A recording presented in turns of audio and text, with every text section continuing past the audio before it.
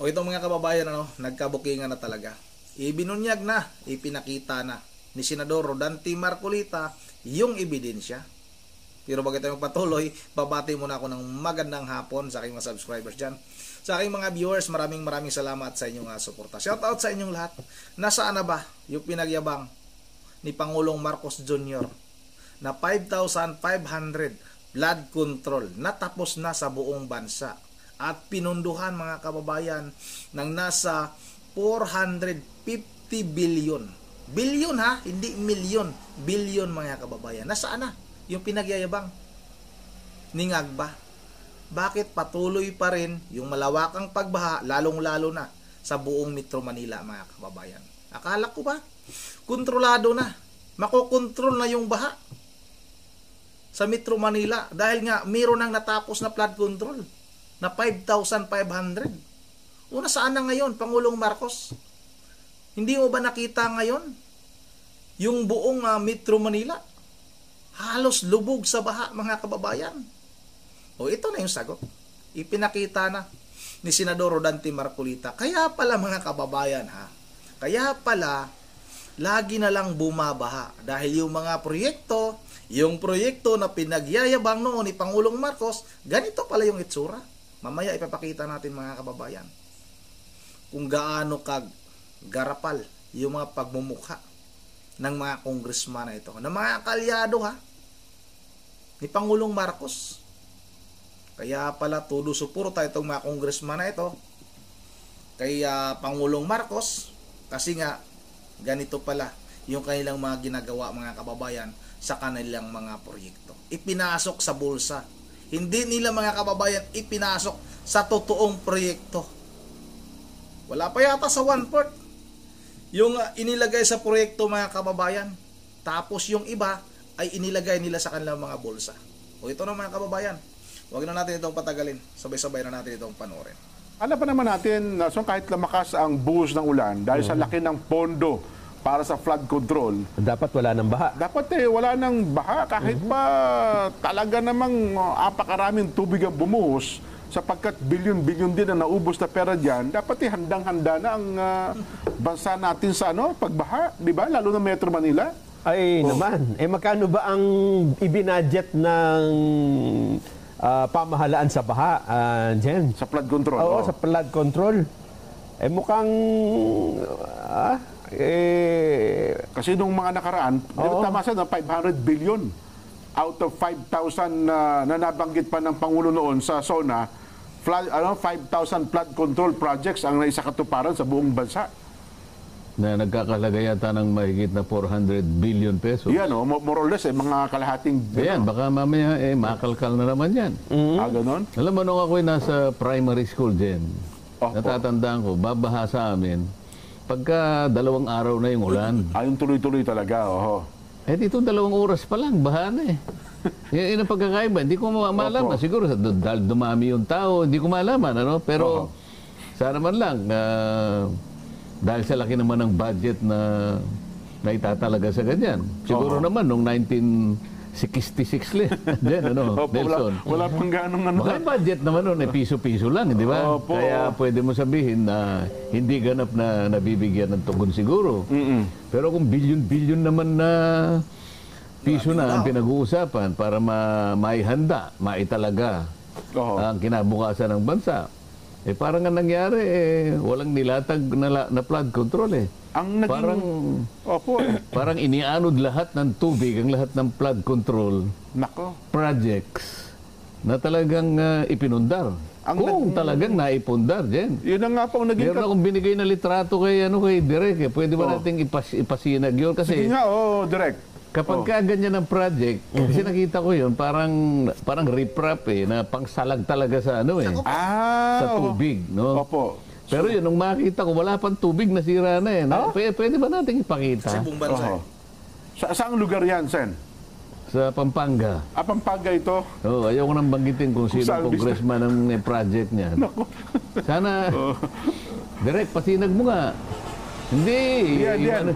Yung sa yan Claveria yan Claveria, yung isa. Yung Diyan makitang-kita nyo dyan kung bakit nagkakaganyan. Magkaroon lang tayo ng idea Bakit 2 oras lang? Opo. Kung minsan oras lang eh. Bagat ipakita Sen, kasi ng malimit na katwiran, ang mga lugar daw po sa ating bansa, lalo Metro Manila, overpopulated daw po. Tapos mag-silted ang mga ilog, yung mga daluyang tubig. Nandun na nga ako. Opo. Kaya nga tayo nagtatalaga ng pondo dyan. Opo. No namang primary school, wala pa namang yung mga insyang pinalaki natin. Oo. Na siyang kumukuha ng basura, naglilinis ng mga kanal, naglilinis ng mga drainage. Kung makita lang yung pinadala ko kay Direk, matatawa kayo, maiintindihan ka agad Oo. kung bakit nagkakaganon. Hindi yan, iba yun? Hindi, yun yung sa NIA Isang litrato lang yun. Isang Project litrato ng lang. picture lang, Project picture. lang. Isang picture lang yun. Picture lang yun, Direk. Picture yun ng... Para lang magkaroon ng idea, ang makakakita, kaya naman pala, walang masasalag na ano rito. Talagang, kapag ka dinaanan ka ng tubig, talagang mawawasak ka. Kasi ito, Opo. wala pang tubig na wasak na eh. Paano kaya kung dumaan pa yung tubig? Oo nga. Ayun na nga po, no? Di ba, Le? Marami din daw ganyan proyekto sa gawin ng Quezon, Sen, eh. Siguro nga. Kasi kapag ka puro ganito, kukopihin, alam mo, ganito yung style ko, sabi nung isa. Opo. Paano yung style mo? Laki ng kita mo riyan. Ito, ganito lang yung style ko. Gagayahin naman ang iba. Ayun, Kaya nga yung 5,000 flood control projects, walang nangyari, di ba? Oho. Ano kaya kung pasadahan ni Senator Nelson yun? Ay, Diba? maganda yan. Masisihin natin, ha? Hindi, kasi bubuin daw po ngayon sa yung Quadcom 2.0. Aha. Malamang, baka isalang na po yan. Kasi... Sana unahin yun. Oo. Noong ko pa sinasabi na yun ang unahin. Yes po. Isa lang tao ang ano eh. Mukhang yun daw po, mukhang isasalang kasi binubuo na pala. Inaalam na kung sino-sino maging chairman. Ibig mo sabihin, ganun sila katapang. Malabo yan mga kababayan, na imbestigahan ng Quadcom yan. Itong flood control na yan. Ang iimbestigahan ng Quadcom mga kababayan, alam na natin, itong mga Duterte pa rin. Itutuloy nila mga kababayan yung pag-imbestiga laban sa mga Duterte. Kaya nga binuo yung Quadcom ni Quadcom 2.0 dahil nakikita natin mga kababayan parang ang pupuntahan na naman ng Quadcom 2.0 itong mga nawawalang sabongero. Kasi nga kinukunik na naman nila kay dating Pangulong Duterte. Kasi nga nabanggit na ito ni DOJ Secretary Boying Remulla. Yung may anak na naaresto mga kababayan dahil sa nahulihan siya ng napakaraming marijuana. Yung si Remulla. Pero na-dismiss yung kaso mga kababayan. Hindi man lang gumulong, hindi man lang napag-usapan ng halos siguro ilang linggo lang. Wala na, tapos na yung kaso. Yung Quadcom 2.0 mga kababayan, binubuo talaga ng Kongreso yan para tumutok sa mga Duterte. Para nga gagawa ng kwento yan para ikakasama ng mga Duterte. Kasi nga malapit na yung 2028 presidential election. Kasi nga pag hindi nagtagumpay, yung kanilang hangarin na ma-impeach si VP Sara Duterte, tuloy-tuloy lang mga kababayan yung kanilang paninira. At nangangalap sila ng mga ebidensya para ipapadala na doon sa ICC. Kasi nga inamin na noon ni DOJ Remulla na wala talagang ebidensya laban kay dating Pangulong Duterte dahil nga wala daw mga record kasi nga baka natakot daw yung mga dating mga biktima na magsampa ng kaso kaya walang record. Kaya gagawin na naman nila itong Quadcom 2.0 kasi nga para maghanap na naman yan ng mga ebidensya. At tingnan ninyo mga kababayan, talagang pinipilit nila na isama itong si Abante, yung makapalang mukha na pastor dyan sa Maynila mga kababayan. Talo na, pero siya yung nanalo ngayon. Siya yung nakaupo bilang congressman ng 6th District pa mga kababayan. Grabe ang kapal ng mukha ng pastor na yan. Pastor pa naman sana. Yan yung tinatawag sa kanta mga kababayan na banal na aso, santong kabayo. Ang sama ng ugali ng tao. Ipatuloy natin ito. Imbestigahan nila yung sarili nila? Tignan natin kasi sabi nila bubuin daw po yung Quadcom 2.0. Kaya nga. Opo. Kung hindi man sila, mga kasama nila, ang kanilang iimbestigahin, ganun ba? Di ko lang alam kasi kung wala silang sasalang sa Quadcom, mukhang yun ang dapat siguro malaman, Sen. Di ba? Hindi, kapag sinalang mo yung flood control, isang bagay na dapat talagang isalang. Sapagkat hanggang ngayon, nakikita natin ang kahalagahan ng flood control. Kasi nga, puro pinag-uusapan natin pagbaha eh. Nasaan yung 5,000?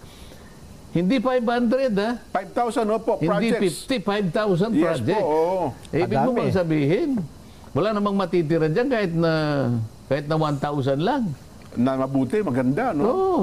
Ay, Yan sinasabi natin. Tapos kung Wala pa kasi yung litrato. Pag nakita mo yung litrato, talagang masasabi niyo, masasabi na ninyo na kaya pala, ganon. itong litratong ito ang magpapaliwanag kahit na huminto na tayo ng pagpapaliwanag ngayon, maiintindihan ng tao kung bakit.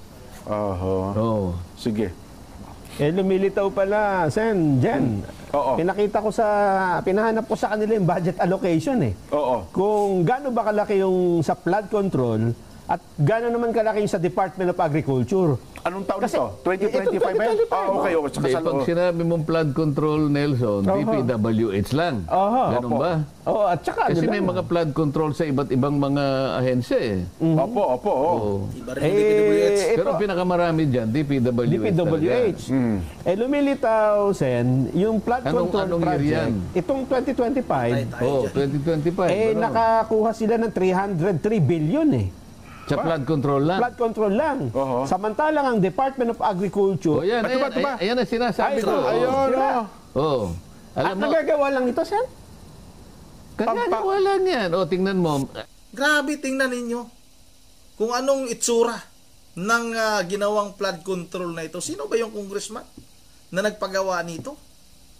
Siguro siya dapat yung unang isalang mga kababayan sa Blue Ribbon Committee. Patay tayo niyan. Napakadaming congressman nito ang mayayari. Ay talagang siguro mga kababayan, tama nga, itong si Senador Dante Marcolita. Kasi nga, itong proyekto na ito, itong flood control na ito, ang laki ng kinita nito. Kasi tingnan ninyo, may butas sa gitna. At napakanipis lang ng simento. Tama nga, ito yung ginaya ng iba na may mga proyekto din, ng flood control. Kasi nga, ang laki ng kinita niyan mga kababayan. Paldo. Itong mga kaalyado ni Pangulong Marcos Jr., yan ba yung pinagyayabang mo? Bangag na 5,500 flood control? Ganun ba ang itsura? Kaya pala, nung bumaha sa Metro Manila mga kababayan, ayon kaya Pangulong Marcos, nabangga daw ng barko yung flood control. Kasi nga pala, ang nipis pala. Baka bangka lang. Bangkang disagwan lang yata ang nakabangga mga kababayan. Kaya nawasak agad. Yan tindi naman ng mga tao na ito. Dapat may parusahan ito. Diyan, hindi ko lang naipakita. Merong minota dyan sa ilalim niyang litrato na yan. Ayan, riprap yan eh. Oo. O ilog ito sa kabila. Ilog yan. Para ngayon, hindi lalagpas ng tubig, di ba? Opo. Alam mo nakalagay na minota dyan sa litrato na yan? Opo. 80% lupa, sabi niya. Okay. 15% semento. Opo. 5% bakal. Okay. Equals pera. Naku po. Yan ang nakaano dyan.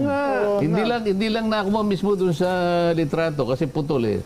Tingnan mo naman, nasaan ang bakal dyan? Wala. Tapos yung loob niya, wala rin yung laman, ano? Wala pang tubig yan eh. O ngayon po, magpapaliwanag pa ba tayo kung bakit nawala po lahat?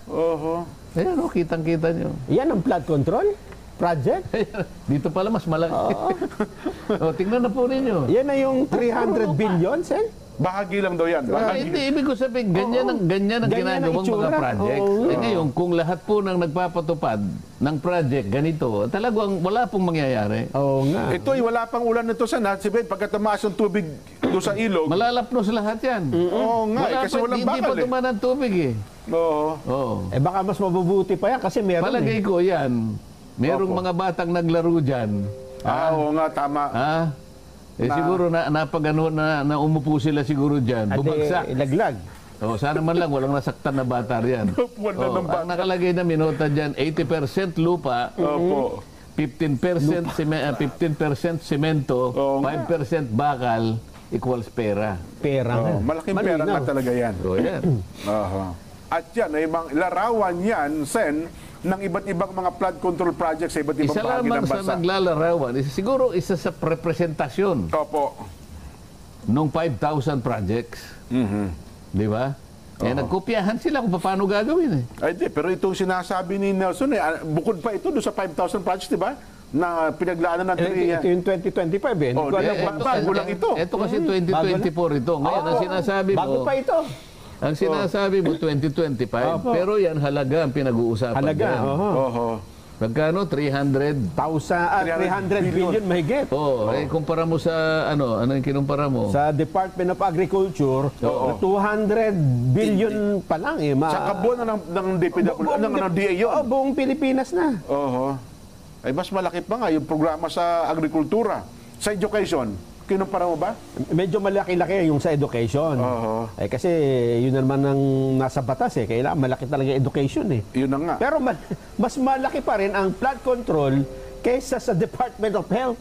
Diyan, pagkain at kalusugan, mas importante kung budget ang pag-uusapan, baha, flood control. Oho. Ay, nako. Anyway, magsisikip ang kalooban pala natin ngayon yan, ano ha? Hindi, kaya kailangan natin pag-usapan niya kasi ang daming reklamo sa baha ngayon dyan eh.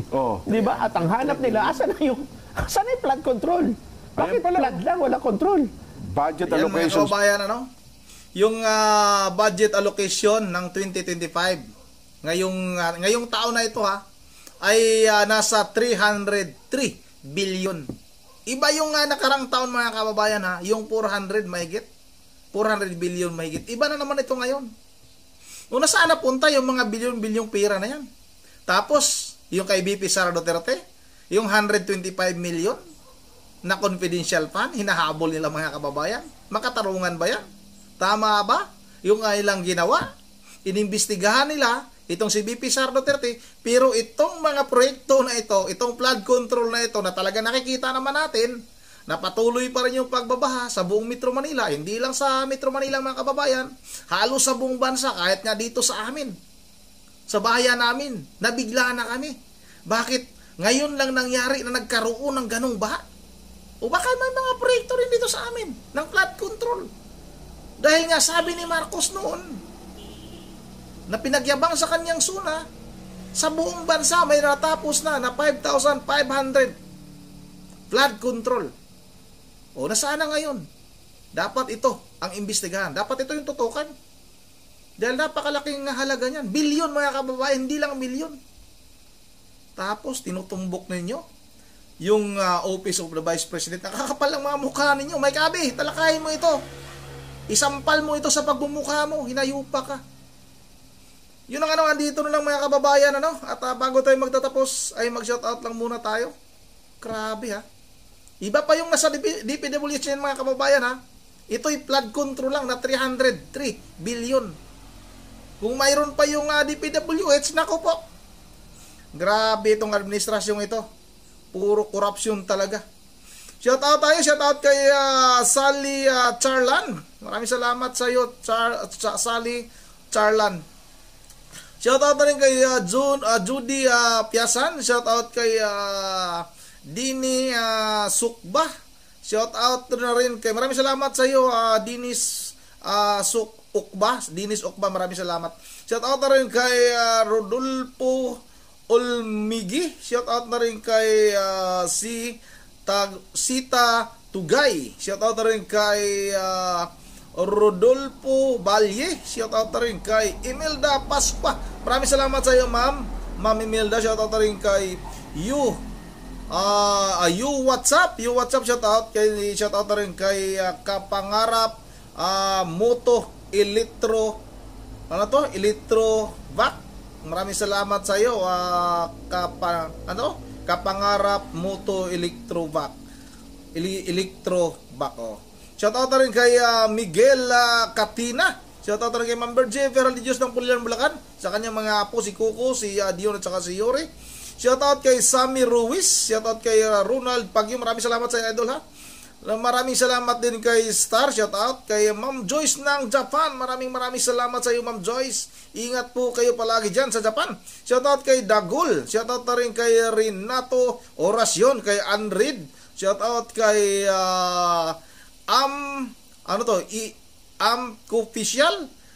Official. Shout out na rin kay John Madraso at kay Dante Laurenti. Shout out na rin kay Rally Aurida. Maraming salamat sa Idol at kay Arturo Labis. Yun ang dito lang muna. At once again, this is Rondy TV mo. Ingat niyo lahat. God save the Philippines.